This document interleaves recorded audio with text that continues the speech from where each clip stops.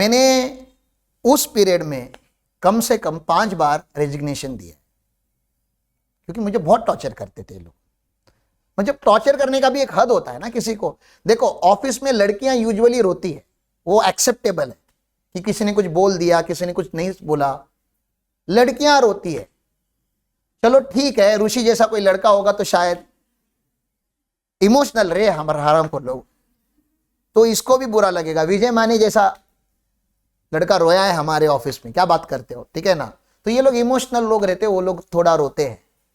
मैं तो हरामखोर था ना रे, मैं तो नहीं रोना चाहिए ना। उस ऑफिस में मुझे क्वार्टरली रुलाया जाता था, क्वार्टरली।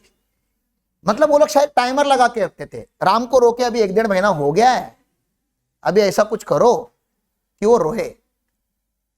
और जब भी अपन रोते आपको पता है ना, फिर अपने माइंड में एक ही आता है कि ये लोग इतना मुझे जब टॉर्चर कर रहे हैं, तो the easiest thing is to leave the organisation. तो मैं 5 बार मैंने रिजिग्नेशन टाइप करके रखा है। कुछ बार, कई बार सेंड किया है, कई बार सेंड भी नहीं किया। 1-2 बार तो सेंड भी किया है, और सर ने उसको ओपन करने के पहले, ओपन करने के लिए भी उनके पीछे जाके बताना पड़ता था, वो मैंने रेजिग्नेशन दिया, ओपन करके देखो। वो ईमेल आईडी ओपन करते थे, वो देता था रेजिग्नेशन राम पाटिल, वो मेल सिलेक्ट करते थे और डिलीट कर देते थे और लेते जा, अब पढ़ो तो सही।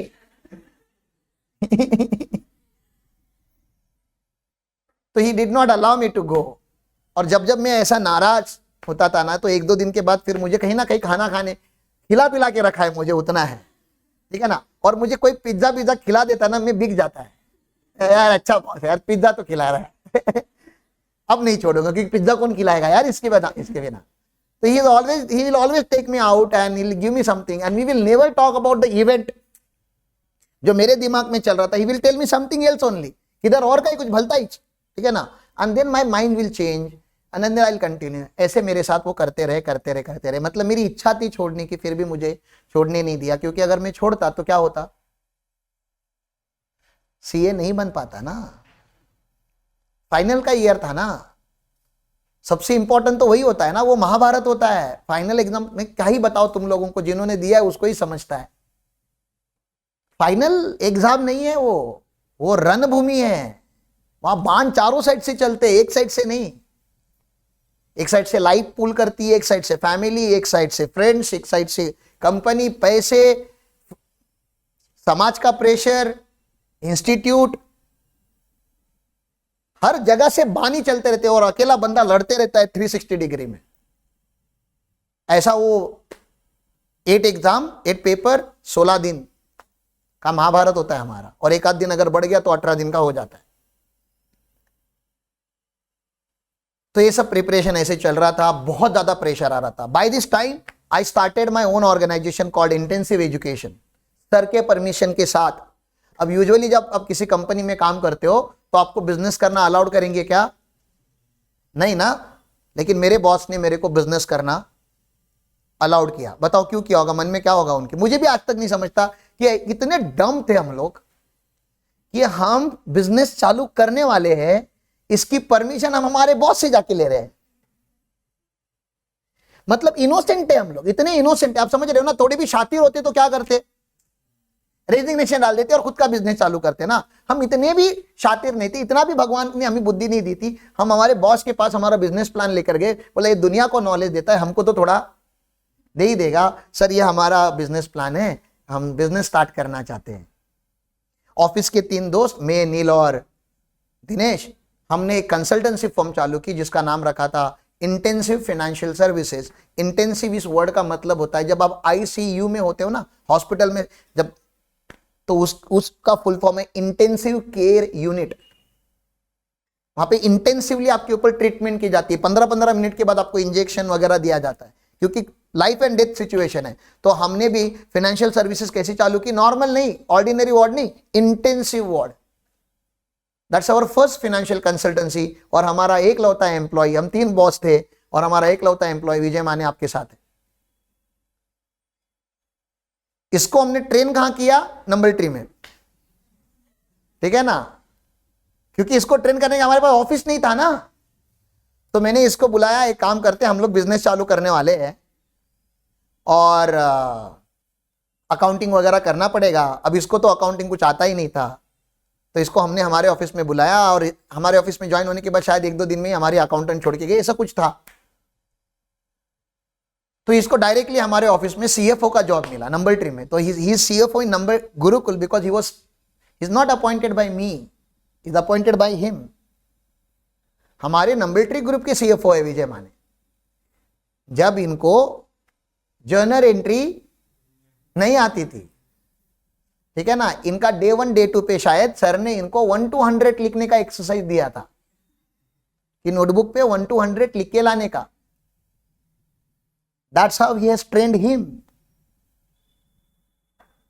तो आपके नजरों में इनकी इज्जत होनी चाहिए। जो बंदा 1 से 100 लिख नहीं पा रहा था, आज वो गुरुकुल का पूरा फाइनेंस हैंडल करता है। इनफैक्ट बहुत सारे लोगों को लगता है कि विजय माने राम पाटिल है और मैं उसके ऑफिस में काम करता है। हाँ, बहुत सारे लोग कंफ्यूज है, हमारे जो भी क्लाइंट वगैरह है। तो he is almost a CA, खाली उसके पास डिग्री नहीं है, जिसकी कोई जरूरत, कोई उसको पूछता नहीं सर आपकी डिग्री क्या है। और आपको लगता होगा अगर विजय मैंने बनाया है, तो नहीं, शुरू उसने किया, हमने उसको शेप दिया, हमने उसको प्लेटफॉर्म दिया, सिखाया उन्होंने, शुरुआत श्री गणेशा उन्होंने किया। तो मुझे लगता है 3 महीने नंबर ट्री में, 9 महीने आज 9 महीने का बेबी था हमारा ये। तो 9 महीने ये हमारे नंबर ट्री में थे। और फिर हमने जब फर्म चालू की इंटेंसिव फाइनेंशियल सर्विसेज, तो he has started working with us. तब से आज तक इज वर्किंग विद अस। सो हमारे ऑर्गेनाइजेशन का ओल्डेस्ट एम्प्लॉय अगर बोलेंगे तो विजय को हो जाना चाहिए। फिर हमने बोला खाली कंसल्टेंसी क्यों, अपन लोग क्लासेस भी चालू करेंगे। तो हमने इंटेंसिव एजुकेशन करके क्लास चालू किया। अब संदेश मुझे कल बता रहा था कि मेरे पहचान में एक टीचर है जिसको क्लासेस धाराशिव में चालू करना है और उनके पास पैसे नहीं है। और ये पैसे नहीं होने का प्रॉब्लम हम सबके लाइफ में है। नहीं, आप भी जाओ ना, अपना अपना बिजनेस खोलो ना, क्यों इधर हो सर, वो पैसे नहीं, क्योंकि पैसे होंगे तो टैलेंट आ जाएगा, सब आ जाएगा। अरे पैसे होंगे तो आप सीए हायर करके रख सकते हो अपने ऑफिस में। पैसे ही तो नहीं है। तो हमारे पास भी पैसे नहीं थे और हम सीए फाइनल में थे, आर्टिकल थे। तो मैंने अपने सारे ग्रुप को, अपना वही था पूरा, हमेशा हम बचपन से वैसे थे, जो भी करेंगे ग्रुप एक्टिविटी, ठीक है ना, इंडिविजुअल एक्टिविटी कुछ नहीं करेंगे। मैंने सारे ग्रुप को बुलाया, सारे दोस्तों को बुलाया, सबको घर में बिठाया, ठीक है ना। घर में बैठने के लिए जगह नहीं थी, इतने लोग आए और सबको बोला हम बिजनेस स्टार्ट करने वाले, हम लोग एकेडमी चालू करेंगे और हमारे पास पैसे नहीं है, तो हम सब लोग 10-10 हजार रुपया कॉन्ट्रीब्यूट करेंगे, we all be the partners of the business. और हमने इंटेंसिव एजुकेशन करके एकेडमी चालू की इस पीरियड में, सीए फाइनल के, जब मैं सीए फाइनल में था उसी पीरियड की बात कर रहा हूं। इसलिए मेरे मोबाइल में जो भी मेरे स्टूडेंट के नंबर है वो IE से सेव होते हैं। IE मराठी शब्द, IE का मतलब तो आपको पता ही है, मैं क्या ही बताऊं। और इंग्लिश में उसका फुल फॉर्म हमारे पास था इंटेंसिव एजुकेशन।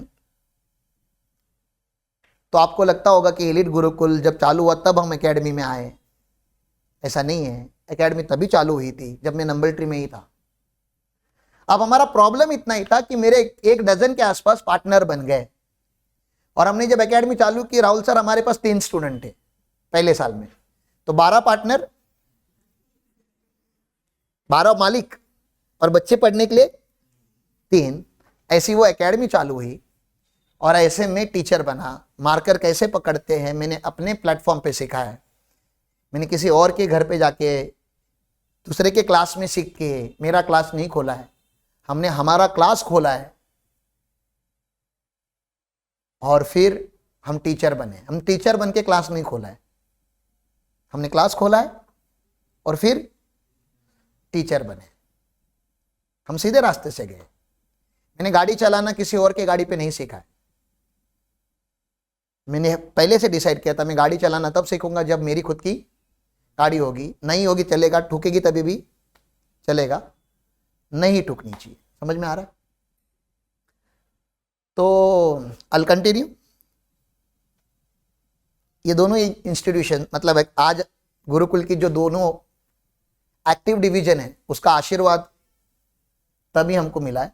सर ने अप्रूव किया ये बिजनेस कि यस कंसल्टेंसी में जाओ और यस एजुकेशन। तो एक बिजनेस नहीं, अब सोचो मैं सीए फाइनल में क्या क्या कर रहा हूं। हमारे यहाँ पे सीए फाइनल का एक स्टूडेंट है, वो बोलता है सर मुझे टाइम नहीं मिलता। सुन मैं क्या क्या कर रहा हूं, मैं 2 बिजनेस कर रहा हूं, एक एकेडमी चला रहा हूं और दूसरा कंसल्टेंसी चला रहा हूं। दिन भर आर्टिकलशिप कर रहा हूं, सीए फाइनल के लेक्चर अटेंड कर रहा हूं। मेरी गर्लफ्रेंड है, मेरा फ्रेंड्स कम से कम 3 से 4 फ्रेंड्स के ग्रुप है, school group, college group, office group, और सबके पार्टीज, बर्थडेज, और उसमें ऑर्गेनाइजर में। आधे से ज्यादा बर्थडे पार्टी हमारे घर में हुई है, क्योंकि हमारे पास पैसे नहीं होते थे होटल में जाके पार्टीज करने के, और हमने हमारे घर वालों को हमेशा टॉर्चर किया है हक से। मेरी मां को मेरे सारे ग्रुप वाले माँ ही बोलते, आई बोलते, दे डोंट कॉल काकी एंड ऑल, क्योंकि हमारे घर में कल्चर ही वैसा था। वो धर्मशाला पहले से थी। तो this is how it is. इतना सब कुछ, हाईली एंगेज। उसी पीरियड में मुझे बाहर पढ़ाने का मौका मिला। मेरा फर्स्ट पर आवर का rate, teaching rate was 80 rupees. 80 rupees per hour मुझे मिलते थे बोलने के, और मुझे वो बहुत ज्यादा लगने लगे, क्योंकि इधर मैं आर्टिकलशिप में दिन भर काम करता था। तब मेरे को दिन के 300-400 रुपया मिलते थे। हर पढ़ाना कितना सेक्सी है। एक दिन में अगर 10 घंटा, संडे का 10 घंटे का लेक्चर लेता था, 800 रुपया हो जाता था। बोला इतना पैसा कहां रखूंगा मैं। मुझे तो एक बार मन में यह आने लगा कि मैं कितना महान बन गया हूं। मैं अलग अलग बैचेस लेना चालू हो गया। मैं सीए फाइनल में था, मैंने सीए फाइनल पढ़ाना चालू किया। बताओ, सीए फाइनल के स्टूडेंट्स को मैं पढ़ाता था जब मैं सीए फाइनल में था। बोला और क्या चाहिए लाइफ में, सबसे टॉप बैच पे पढ़ा रहा हूं, सब कुछ तो अचीव कर दे। खुद की कंसल्टेंसी चालू कर ली, खुद की एकेडमी चालू कर ली, बाहर पढ़ाने जाता हूं, बहुत अच्छा पैसा मिलता है, सब कुछ तो है, फुलफिल्ड लाइफ। तब तो ऑफिस में नहीं जाना चाहिए ना इंसान ने। अरे अभी इतना सब होने के बाद आप आर्टिकलशिप करने ऑफिस में क्यों जाओगे? अब तो छोड़ दोगे ना ऑफिस। मुझे ऑफिस में जाने का कोई इंटरेस्ट नहीं था, खाली एक ही वहां पे पावर थी, उसकी वजह से मैं वहां जाता था, मेरी इच्छा के अगेंस्ट। और इसलिए मैंने 5 बार छोड़ने का ट्राई किया, लेकिन उसने छोड़ने भी नहीं दिया। तो उसमें का एक इवेंट जहां पे मुझे ऐसा लगा कि मुझे छोड़ देना चाहिए, वो बताता हूं। एक बार सर ने बोला, मई का महीना था या अप्रैल का महीना था, गर्मी पीक पे थी, और मई में सीए के एग्जाम्स होते, आपको पता है। हमारे सारे आर्टिकल छुट्टी पे चले गए, और आर्टिकल छुट्टी पे चले जाते तो सीए ऑफिस में हलबल मच जाती है। तो हम बिजनेस टीम वाले लोग, ठीक है ना, हमारे ऑफिस के नंबर ट्री के मार्केटिंग वाले लोग, हमको सर ने बोला अभी इस बार ऑडिट आपको जाना पड़ेगा। और मेरी तबीयत थोड़ी खराब थी, और सीए फाइनल के लेक्चर मिस करने पड़ते हैं, तो सारे आर्टिकल ने ना बोल दिया हम नहीं जाएंगे, ठीक है ना, जो सीनियर आर्टिकल थे। मैंने भी सर को ना बोला, लेकिन मेरे ना बोलने का 2 रीजन था। एक तो सीए फाइनल का बहुत इंपॉर्टेंट लेक्चर चालू था, और ऑडिट 15 दिन का था। 15 दिन बहुत बड़ा पीरियड होता है। 15 दिन के बाद आप आओगे, चैप्टर खत्म होके कब का 2 चैप्टर और खत्म हुए रहेंगे, और फिर वो लिंक नहीं मिलता। और लेकिन सर ने मुझे पहले ही बताया था कि ऑफिस और एजुकेशन जब भी बीच में आएगा, पहले आपको प्रेफरेंस किसको देना है? ऑफिस को, क्योंकि ऑफिस ये एग्जाम भी करना या मेरी चॉइस थोड़ी ना, क्या वो पूरा ऑफिशियल ही है। तो मुझे बोला गया कि नहीं आप जाओगे, आपके पास चॉइस नहीं है। मैंने सर को बोला सर मुझे ठीक नहीं लग रहा है। सर ने मुझे बहुत डांटा, चिल्लाया, लिटरली चिल्लाया। This is how you give me excuse now when everybody is not there, when you know that nobody is there, it is your responsibility as a senior employee to take a lead. आगे रहना चाहिए, front line पे रहना चाहिए, पीछे नहीं बैठना चाहिए। मैं तुझे बोलना ही नहीं चाहिए था। अभी तक तेरी बैग पैक होके ऑफिस में आके you should have taken the team and you should have reach Nanded, Malegaon, जहां पे भी ऑडिट लोकेशन थे, सोलापुर, नांदेड़, मालेगांव, 3 जगह पे जाना था बैक टू बैक। इधर अभी तक तो ऑफिस में है ही क्यों, मेरे से बात ही क्यों कर रहा है? सोलापुर में पहुंचा क्यों नहीं? मैं बोला एक दिन और रहता और कन्विंस करने का ट्राई करता हूं कि मुझे नहीं जाना चाहिए। मेरी तबीयत सच में खराब थी। अभी इतना सब डांटने के बाद आप बोलोगे क्या उसको कुछ? बहुत जोर से, आराम से, मजे में बिठा के डांटा है, मेरी आरती उतारी है समझो। और फिर मैं घर गया, बैग पैक की, शाम की ट्रेन पकड़ी और टीम लेके 2-4 लोगों की हम चले गए नांदेड़ मालेगांव में डिग्री 45 डिग्री इज एवरेज तापमान, ठीक है ना। तुमने यहाँ पे अभी देखा होगा 38 वगैरह 37 टच हुआ रहेगा इस टाइम, 45। और हमारा काम क्या, तुम्हारे जैसा इधर ऑफिस में बैठ के नहीं, हम साइट पे जाते थे, होटल से साइट पे जाते थे, ट्रक में बैठ के, वो डंपर होता है ना उसमें बैठ के जाते थे लेबर लोगों के साथ, क्योंकि ये इंफ्रास्ट्रक्चर जहां डेवलप हो रहा है वहां पे, जहां पे रोड भी नहीं है वहां पे ऑडिट है, और एकदम कड़क धूप। हमको सीमेंट के बैग काउंट करने हैं, हमको स्टील काउंट करना है, हमें स्टाइल्स काउंट करने हैं, मतलब पूरा लेबर वर्क दिन भर। खाना भी उधर साइड पे ही लेबर लोग जैसे खाते, थाली में मिलता था कैदी लोगों को देते वैसे वही खाना। पहले ही तबीयत खराब, हीट, उधर का लोकल पानी, लोकल खाना, हालत खराब हो गई मेरी तबीयत रोज खराब होते गई। रोज मेडिसिन खाओ, रोज मेडिसिन खाओ। उधर लोकल दवाखाने में भी दिखाया, और 12 दिन का ऑडिट खत्म करके मैं मुंबई आ गया। मुंबई जब आया तो जब फर्स्ट नाइट थी मेरी, रात को मेरा मोबाइल ऐसा यहाँ पे रखा हुआ है और मैं यहाँ पे सोया हूँ। मुझे फोन लेके खाली किसी को फोन करना है कि मैं बहुत, तब मेरे घर वाले भी नहीं थे, सब गांव गए थे, मैं अकेला ही था घर में। वो फोन उठाने के लिए भी मेरे हाथ में ताकत नहीं थी। मैं 1 घंटे से फोन को देख रहा था, इतना अनमूविंग हो गया था मैं। हाईएस्ट फीवर जो मैंने फील किया था बॉडी में, टेम्परेचर, कैसे तो करके मैंने रात को 3:30 बजे हमारा जो फ्रेंड्स का ग्रुप था, कॉमन ग्रुप, उस कॉमन ग्रुप पे मैसेज डाला, I am not feeling well, please somebody come. और फिर सुबह आई गेस विजय तू भी आया था क्या, तो विजय आया था, and then there are people around me and they took me to the nearest hospital. और हॉस्पिटल में जाने के बाद उन्होंने मेरे ट्रीटमेंट चालू की। फ्लश रिपोर्ट निकले, उसमें पता चला टाइफाइड हुआ है। तो टाइफाइड हुआ है, प्राइवेट हॉस्पिटल था, हमको पता था कि हॉस्पिटल वाले लुटते हैं और हमारे पास पैसे नहीं होते थे। तो विजय ने वगैरह और बाकी मेरे धर्म वगैरह करके फ्रेंड है, उन्होंने डिसीजन लिया कि इसको गवर्नमेंट हॉस्पिटल में एडमिट करते हैं। तो फीवर के लिए बेस्ट हॉस्पिटल मतलब हमारे यहाँ पे कस्तूरबा हॉस्पिटल में मुझे एडमिट किया गया मुंबई में। और मुझे वीकेंड पे एडमिट किया गया, फ्राइडे नाइट को शायद मुझे वहां पे एडमिट किया। सैटरडे और संडे डॉक्टर आए ही नहीं, डायरेक्टली जो मेन डॉक्टर होती है वो मंडे आई। अब तक इन 3 दिनों में मैं हाफ ब्रीदिंग लेना चालू हो गया। हाफ ब्रीदिंग मतलब इतना ही ब्रीदिंग में लेता था। और वो मेरी हालात देख के वो डॉक्टर ने चिल्लाया उधर के स्टाफ को और बोला इसका एक्सरे हुआ है क्या। अब मुझको नहीं पता कि मेरा एक्सरे क्यों होना चाहिए, मुझे तो फीवर आया है कि कुछ टूट, एक्सरे मतलब अपने माइंड में क्या आता है, कुछ टूटा फूटा होगा तो एक्सरे होना चाहिए ना। तो डॉक्टर ने पूछा इसका एक्सरे हुआ है क्या और इसका केस एडमिट करके किसने लिया। तो she was shouting at them कि मुझे एडमिट नहीं करना चाहिए था इस हॉस्पिटल में। और फिर उन्होंने बोला जल्दी जल्दी जाके इसका एक्सरे कराओ। मेरा एक्सरे कराया गया। तब तक मुझे नहीं पता था कि मुझे हुआ क्या है, ठीक है ना। अब गवर्नमेंट हॉस्पिटल में ना डॉक्टर लोगों को मैनर्स नहीं होते, प्राइवेट हॉस्पिटल में ना डॉक्टर्स को मैनर्स होते, मैनर्स, कि पेशेंट के सामने नहीं डिस्कस करते कि पेशेंट को क्या हुआ है, थोड़ा दूर जाके डिस्कस करते। वो एक्सरे आके मेरे टेबल पे पड़ा था, बेड पे पड़ा था, वो डॉक्टर आई और उसने पैकेट में से एक्सरे निकाला। मैं उस साइड सोया हूं, डॉक्टर इस साइड खड़ी है, मैं देख रहा हूं एक ही साइड के लंग्स दिख रहे हैं, एक साइड की ये जो हड्डियां होती है ना यहाँ पे दोनों साइड से होती है ना, एक ही साइड की दिख रही है, एक साइड की दिख ही नहीं रही है। अच्छा, जब इंसान बहुत बीमार होता है तो उसका दिमाग भी नहीं चलता। मुझे क्या लगा पता है, मुझे ऐसा कोई बीमारी हुआ है कि मेरी यहाँ की हड्डियां मेल्ट हो गई है।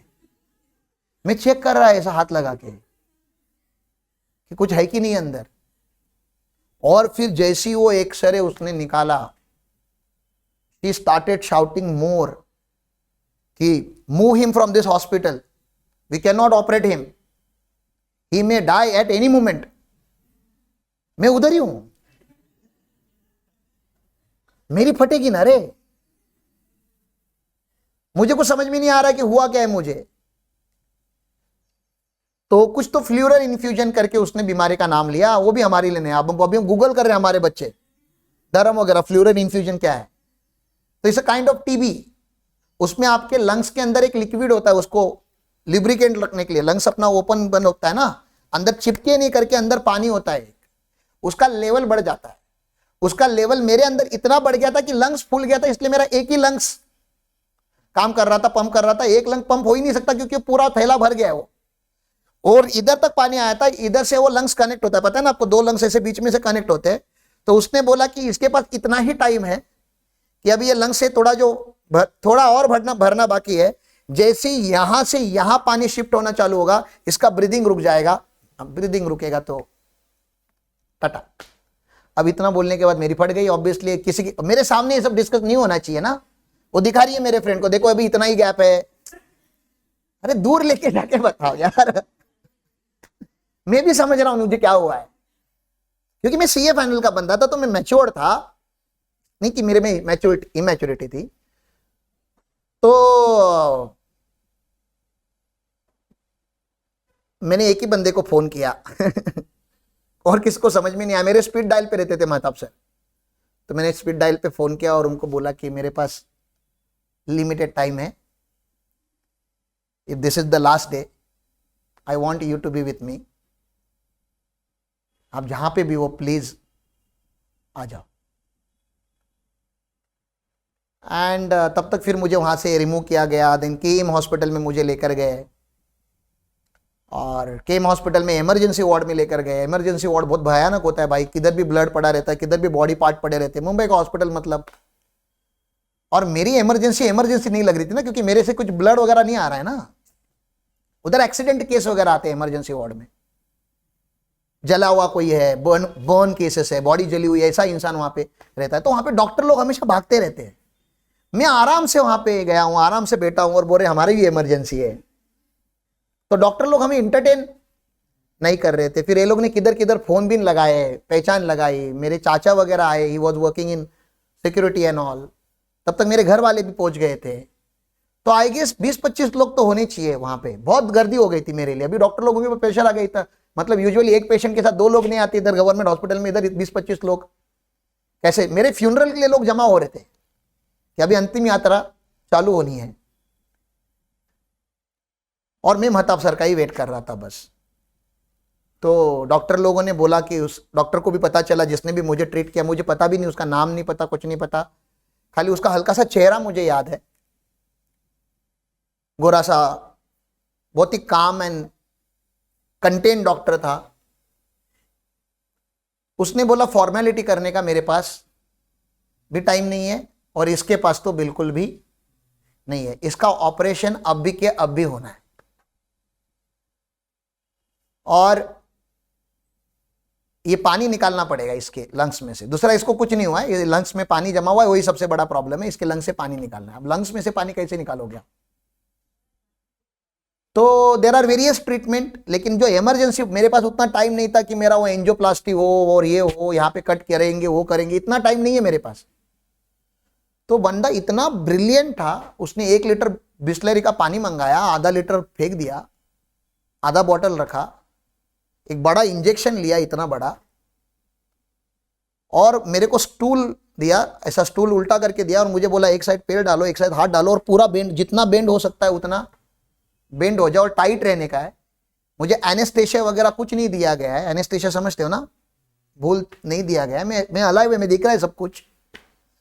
और उसने बोला हिलना नहीं चाहिए, ये कुछ भी हो जाए। मेरे दोस्तों ने मुझे ऐसे एकदम जोर से पकड़ के रखा कि ये हिलना, मूवमेंट नहीं होनी चाहिए, ऐसा बेंड करके। और उसने जजमेंट से इधर हाथ लगा के इंजेक्शन घुसा दिया, और जजमेंट से वो लंग्स तक गया। लंग्स के आगे भी नहीं जाना चाहिए, हार्ट तक भी नहीं जाना चाहिए। इतना ब्रिलियंट डॉक्टर है वो। कुछ एक्सरे, उसको कुछ अंदर का दिख नहीं रहा है, जजमेंट से खाली उसने वो पानी, और जैसे फिर उसने पीछे ये येलो कलर का लिक्विड जैसे आया, ही अंडरस्टूड कि he has reached to the point. तो उसने थोड़ा पुल किया, फिर वो ऑटोमेटिकली ग्रेविटी फोर्स की वजह से, और मैं प्रेशर डाल के रखा था ना मेरे अंदर, तो अंदर से बाहर आएगा। तो ऐसा आधा लीटर पानी निकाला गया, and then my breathing at least stabilise हो गई। ब्रीदिंग जो बंद होने वाली थी वो तब तक स्टेबलाइज हो गई। इस पूरे पीरियड में महताब सर वहां पे आ गए, एंड देन उनको मेरे हालात देख के चक्कर आने लगी। तो अब लोग मुझे नहीं देख रहे, मैं मेन पेशेंट हूं, अब लोग उसको देख रहे हैं, उसको बाहर लेके जा रहे, उसको नारियल पानी लाके उसको पिला रहे, मैं देख रहा हूं। मैं बोला मुझे पिलाओ यार, मैं पेशेंट हूं। उनको बहुत बुरा लगा उस दिन। एंड जिस उनकी चेहरा वो याद आ रहा है मुझे, उनका उनका चेहरा कैसे था। एंड उन्होंने ऐसा कभी देखा नहीं होगा। उसके बाद उन्होंने नंबर ट्री में पॉलिसी बनाई कि नंबर ट्री में ऐसा एक भी एम्प्लॉय नहीं होना चाहिए जिसका मेडिक्लेम नहीं है। Everybody should have mediclaim. So आप लोगों का मेडिक्लेम होना चाहिए। This is a message given by him. अभी आप बहुत यंग हो तो आपको उसकी ज़रूरत नहीं है, but the way you age 30s वगैरह जब क्रॉस हो जाती है तब तक तो आपके पास एक सफिशिएंट मेडिकल पॉलिसी होनी चाहिए, ठीक है ना। तो please have that in mind कि गवर्नमेंट हॉस्पिटल्स में ना जाना पड़े, प्राइवेट में ट्रीटमेंट थोड़ी अच्छी मिलती है। And through that story I wanted to tell you this only, क्योंकि हमको भी वो सिखाया गया वहाँ पे। मेरी हालात देखने के बाद सर ने ऑफिस में लाइफ इंश्योरेंस और मेडिकल इंश्योरेंस मैंडेटरी करवाया और हम लोगों को फोर्स किया कि आप लोगों को निकालना ही पड़ेगा। In fact he started a company in insurance division कि जब करना ही है तो we will do, but that did not work. Insurance business बहुत कॉम्प्लिकेटेड बिजनेस होता है, but still he started a company and all those thing happen in this period. मतलब मुझे उनसे क्या सीखना है या आप लोगों को क्या सिखाना है, आपके लाइफ में जो इवेंट होते हैं उसमें से आपको हर बार कुछ तो क्रिएटिव सोचना है कि अभी इसमें से मैंने क्या करना चाहिए, what I am not doing and what I should do, कि ऐसा फिर से मेरे साथ या किसी और के साथ ना हो। तो then obviously I was taken to another hospital and then another hospital and then private hospital, जहाँ पे सर ने बोला कि जितना भी प्राइवेट हॉस्पिटल में खर्चा होने दो, company will pay, we will help, and then my friends also help, everybody help, and then 6 months it took, 6 महीने to recover। तो क्योंकि टाइफाइड, वो फिलर इन्फ्यूजन, फिर injections, everyday I have to take injection on alternative bum, आज यहाँ पे कल वहाँ पे, आज यहाँ पे कल वहाँ पे। कभी कभी कंफ्यूज हो जाता था कि कल कहाँ लिया था, और फिर एक ही बम पे 2 बार इंजेक्शन हो जाता था और फिर बहुत दुखता था क्योंकि इट वॉज वेरी पेनफुल। क्योंकि स्टार्टिंग का ही वो पानी जो था वो पंप से निकाला जा सकता था ऑपरेट करके, बाद में वो खाली इंजेक्शन दे के सुखाया गया था। तो 6 month I was bed ridden. और मेरे जैसा active person, business, friendship, office, जब इतना सब कुछ चालू है और 6 महीने जब आप बेड पे खाली सोए हो, और स्टार्टिंग में जब तक आईसीयू में था तब तक मुझको सुसु भी खुद से नहीं करना था उठ के, ठीक है ना। मुझे सुसु हुआ है तो मुझे बेल दबाना है और फिर नर्स आएंगे और फिर वो सुसु मेरे से करवाएंगे।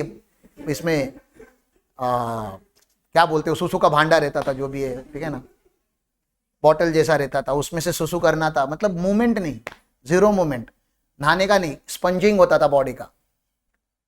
ऐसे हालात में तब था जब मैं हाईएस्ट एक्टिव था, मेरे अपने लाइफ के पीक पे था, फुल एक्टिव।